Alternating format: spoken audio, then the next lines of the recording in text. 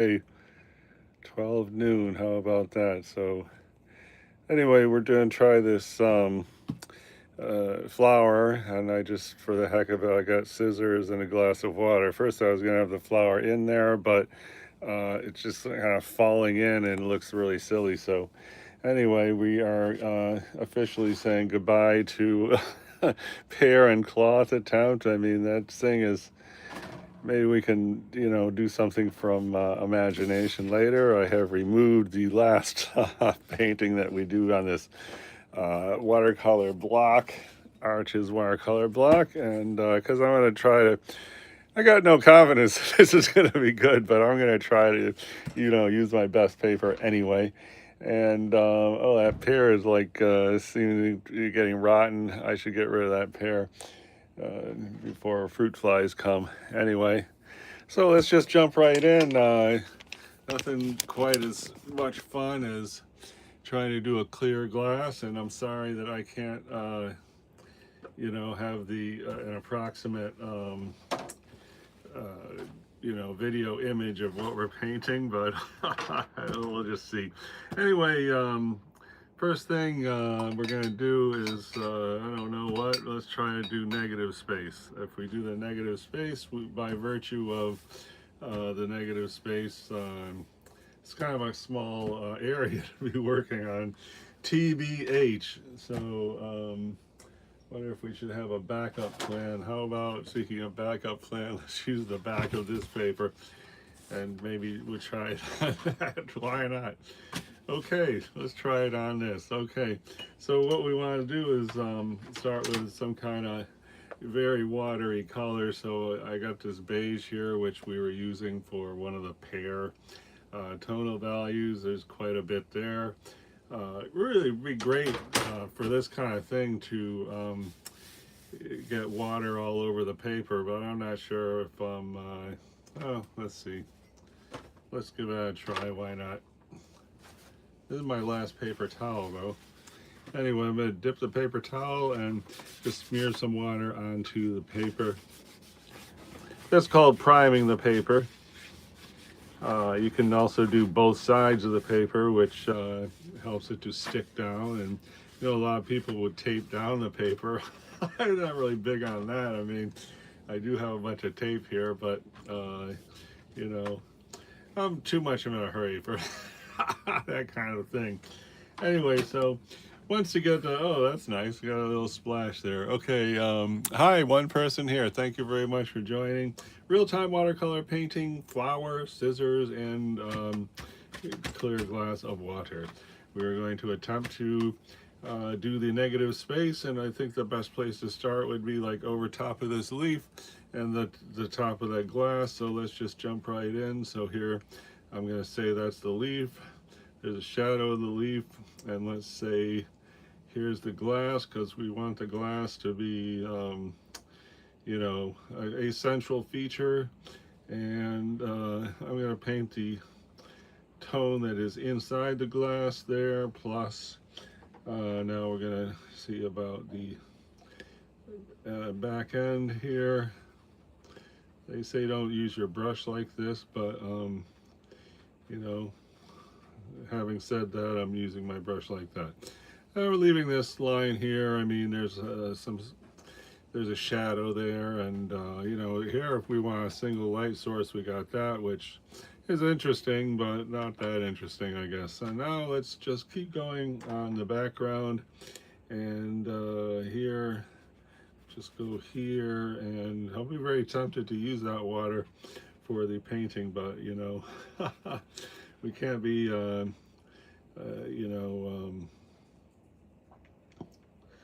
what do you call it, with the model, you don't start up conversations with the model, that kind of thing. All right, so let's just go here, and that looks pretty horrible, but let's see what else is happening here. I'm gonna try this. I got a different brown here, I think. Let's see what that is. Okay, that's kind of a this is, first of all, it's a Primatech color, meaning they make it with ground up rocks. And anyway, we got a nice kind of brown there. Let's just try to do this little area right here. it's kind of in shadow, and you know, this is not what I would call a pleasing color, but whatever. We gotta just because that flower is gonna wilt, we gotta work really fast here. And I want to say thank you to the one person watching. Appreciate you stopping by. And I'm gonna do, this is the shadow here, and then I guess the other shadow would be about there. And oops, I used the water from the model. Oh well, forgot about that thing. I'm going to, with a, taking like this brown here, I'll mix it with that brown. It is kind of turning green, but that's okay. And basically I've got to start working on this. So it turns out we're doing negative space first. So here we got negative space, and it looks dumb, but wait. It's gonna look better later, maybe. And I wish I wasn't splashing water on the subject, but anyway, let's keep rolling. I think this looks terrible. I'm just gonna, if I blot it up, it's gonna be more subtle, so wonderful. And let's see about, this is a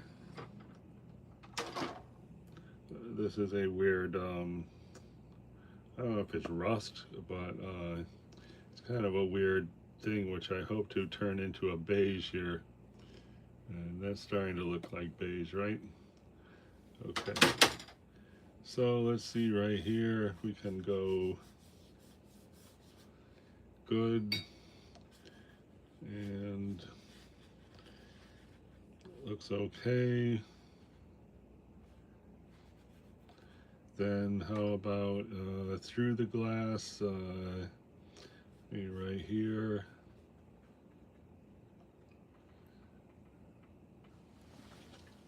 Wow, 9 people here. Very early stage. Usually I do the early stage, you know, as stop motion, because it can be kind of a tedious event. But anyway, this is supposed to be the shadow of the background that you see through the glass. I'm going to keep going there, just kind of here. I have left this white right here. That's going to be the rim of the glass, so it's a critical area to have white. I'm gonna just try to pick up some of that white, and it is in a way picking up. Not really. Okay. And now let's just hint at the leaves of the flower. Why not? Well, really, what we should do is the flower petals before we get too far in, because so what I got here is a mixture of Hansa yellow and this other yellow called India yellow, just for the heck of it. And now, you know, here's the glass. This is where we're going to put the flower. Oftentimes you could draw first, which is, you know, a lot of people do that. Even the pros do that. And there's certainly nothing wrong with that. I just don't personally like it myself. This is called direct watercolor painting. Now, having all this one color, this whole, you know, underpainting for the flower is not really a great idea. Hey, thumbs up. Thanks very much for that. It's not a great idea because, you know, if we keep going that way, you know, big areas are going to look flat. And it's important with the flower that we got the, you know, like for example, this area of the petals got to look like it's in front of this area of the petal. I mean, and then I'm going to just kind of take out a little bit in the middle. Take out by putting like water on there, and then squishing the water out of the brush, and so that helped a little bit. Okay, looking good. And this hard edge is not especially great, but we did prime the paper with you know, water to start, so I think it could hold steady. And now I want to get some green going for like a, you know, a big hint of where the leaves are going to be. I had this green working for the shadow of the pear. This thing I think is called sea green.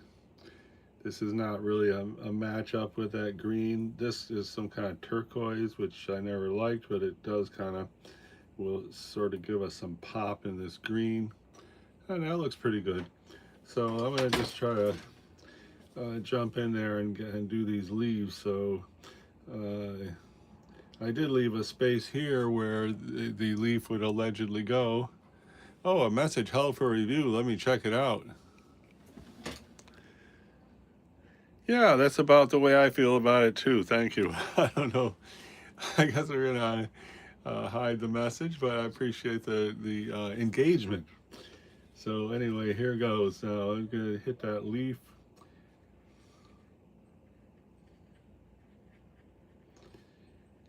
And let's hit this leaf.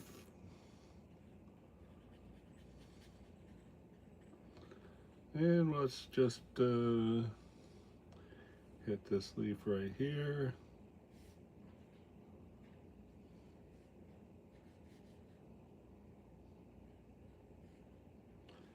This leaf is technically negative space, and if you, I don't know if it's, yeah, you can sort of see it there. This is a triangle shape right here in between the petals. And let's see, we're going to try this. This should be really good if, if we can get that glass looking glassy. Anyway, note to self, next time you want to a potentially boring underpainting, how about you do that on time lapse and not real time? Because I think that's what that's how I got the comment held for review. Okay, that's cool, and I'm just gonna go a little bit darker green, you know, that sea green that we had in there. I'm mixing that in, make it slightly more potent green, and I want to just do this leaf that's like right here. And this is the edge of the glass, not necessarily, but yes, maybe. And I'm surprised you don't see much of the leaf in through the glass. I was hoping for that, but I didn't want to spend, you know, an hour setting up the still life. So anyway, this is the edge of the glass. So basically this is the negative space on the left side of the glass. It's got there, and now let's just sort of add this, because now we're going to have 2 tones of green in this leaf, which will help us get depth compared to it only having 1 tone. This has like a thing here and a little thing here. I'll put that, and there's a leaf there that's like broken. It was broken by nature, but whatever. I guess we're gonna put it in, and I think would probably be good to use a little poetic license and have it not broken. Let's see about that. That could be a mistake. If we're painting from life, we should be painting from observation. All right, I'm going to try to get the second influence here. It looks good. Now I want even darker green to, so you a darker green. And I want to go right here with a darker green. Okay, cool. And there's a little bit here, darker, something there. Let's try to get a little of that. Good. That leaf looks weird compared to everything else. This leaf looks good. Now we got 3 tones in this leaf, 1, 2, 3, and that is where it's at. We're gonna get better depth with a variety of tones in the leaf. And let's just see if we can make this like that. Okay, and here I'm just gonna make this a more subtle thing by lifting up some of that paint. And now let's see about going darker here.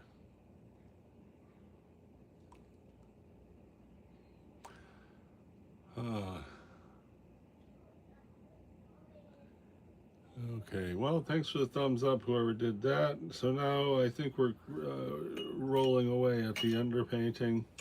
And, oh, let's not forget the scissors. The scissors are, I'm going to move the scissors because they're in a dumb place. Maybe we could put it under the, I don't know if that's going to look silly. Does that look silly? I don't know. Could be silly. Let's just get rid of the scissors. What's this now? Some purple paint? Okay.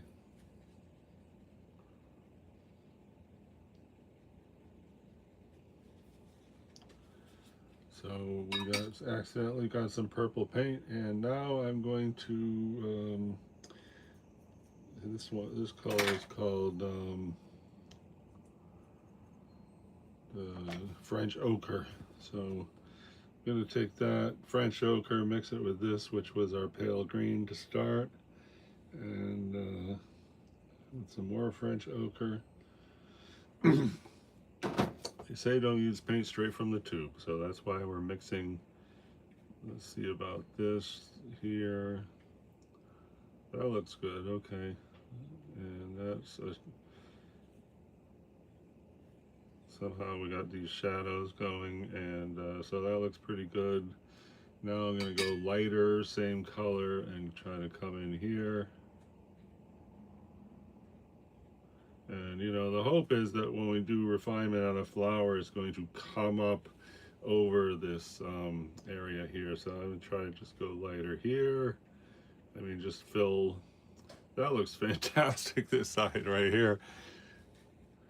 Let's hope the whole painting starts looking as good as that. Okay, down here we gotta get something which is here. We'll just take a look at what the real shadow is, and I don't know if we're gonna worry about this thing. I doubt it. And so let's just get that shadow that's right here. Taking more India yellow and more French ochre and mixing it with that green thing we had, and I'm just going to examine that shadow one more time. Okay, so the shadow is kind of going around like this, and then down here it fades out, and I like that shape. The graphic shape is you know, it's sort of leading the eye into the painting. So you know, every little hint we can get that that we want to lead the eye this way is a good hint. So here I'm just going to see about getting this whole thing diffused, and that is the shadow of the glass, and it does look kind of like a shadow of a glass. So I say that's a win. Now what we need is a gray beige, very light. So why don't we take let's see if we can get a gray beige out of this color with a little bit of, this is like, I don't know, a lunar blue, but I hope that doesn't turn green. Let's see if that could, does that look like a gray beige, super light? I mean,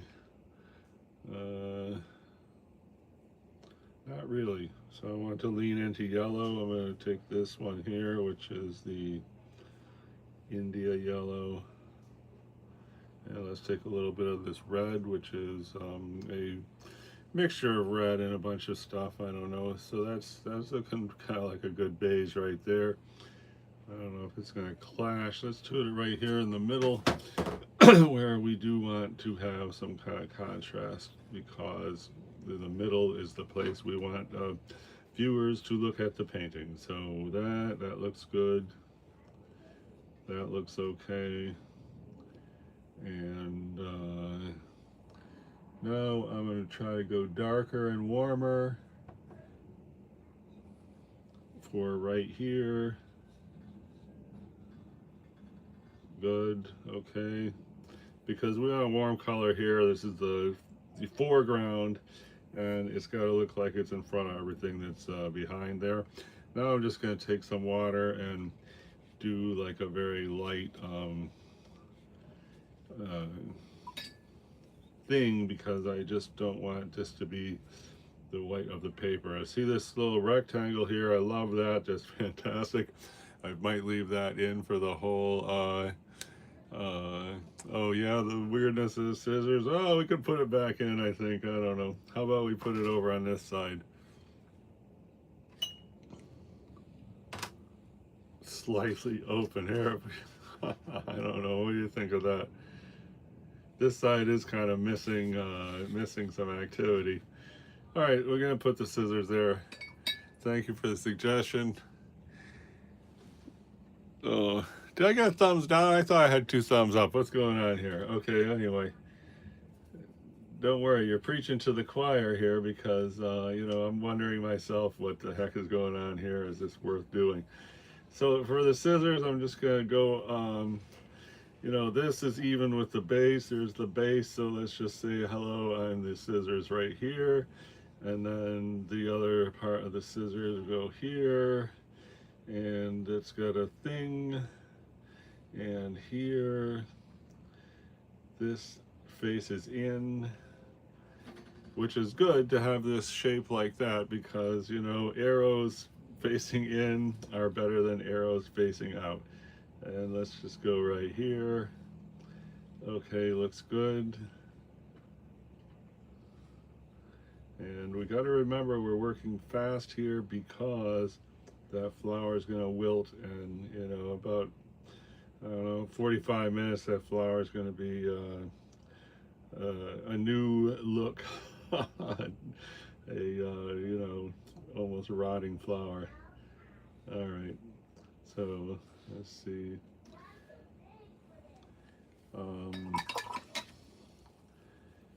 I'm gonna see now about getting rid of some of this beige paint because we need anything but beige to put scissors.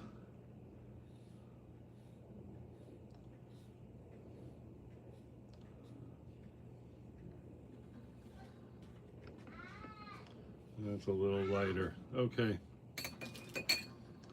And how are we going to make the scissors look like they're stuck on this, you know, brown paper? We are going to, first of all, let's see if we can hint at the metal. It might have been kind of a mistake to attempt to paint this over an existing area of beige. See if that's kind of dry. It's kind of dry. Let's see. We have this.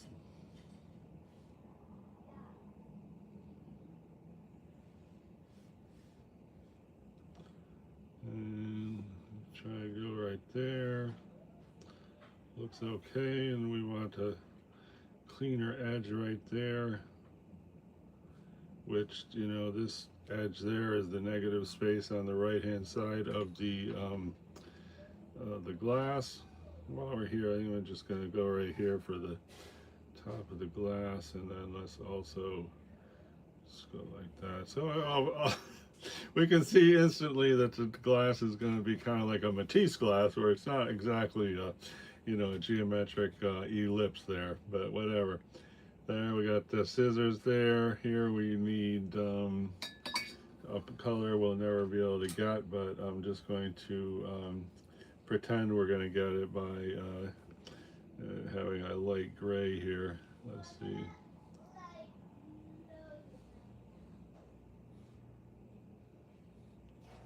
And that is the blade that is up here.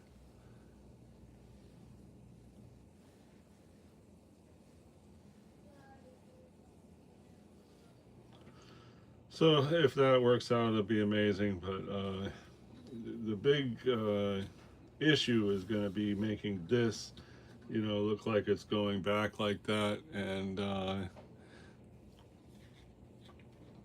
next, this looks great. I love this area here. Let's see about, I'm going to try to zoom in just for the sake of variety, and let's try to paint the clear glass. I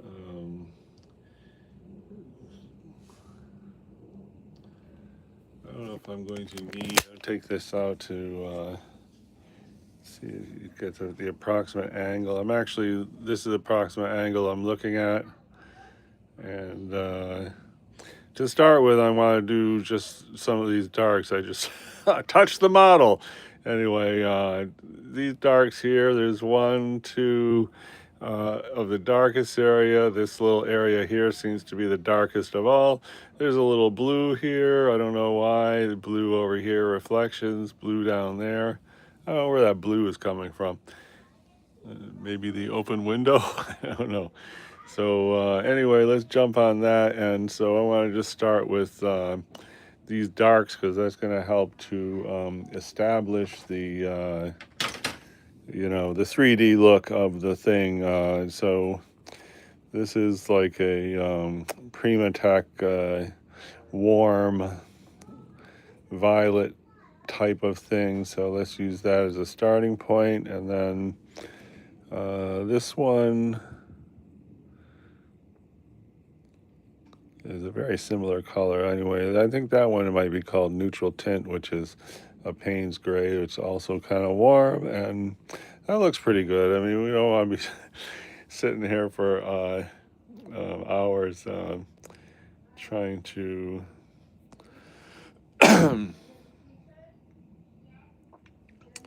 trying to find a color to use here, because we got to work fast. We are trying to work fast because the let me get the approximate angle, because the flower is going to wilt.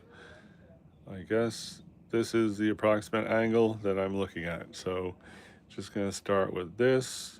We know the bottom of the glass is going to be right here, so I'm just going to try to get these curves, and then it's like solid in here. Here it goes in has a little empty space there. It probably would have been good to have a fine brush for this, but whatever. We got to just keep moving here, and it's certainly easier to use the brush that's in one's hand than to. I had a different. Looking for my. This thing is kind of like burnt umber right here, so I just want to go lean into burnt umber for this. I'm trying to get there it is, the approximate angle, and I guess we'll do this one on here.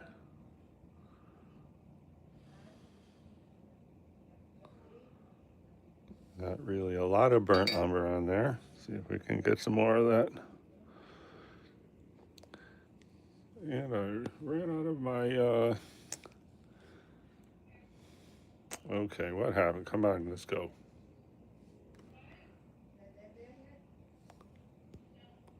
Oh, it's saying rotate the phone. Why is that?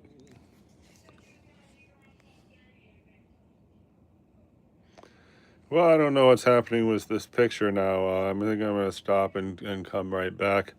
We're doing the critical juncture of the metallic, the reflections in the glass.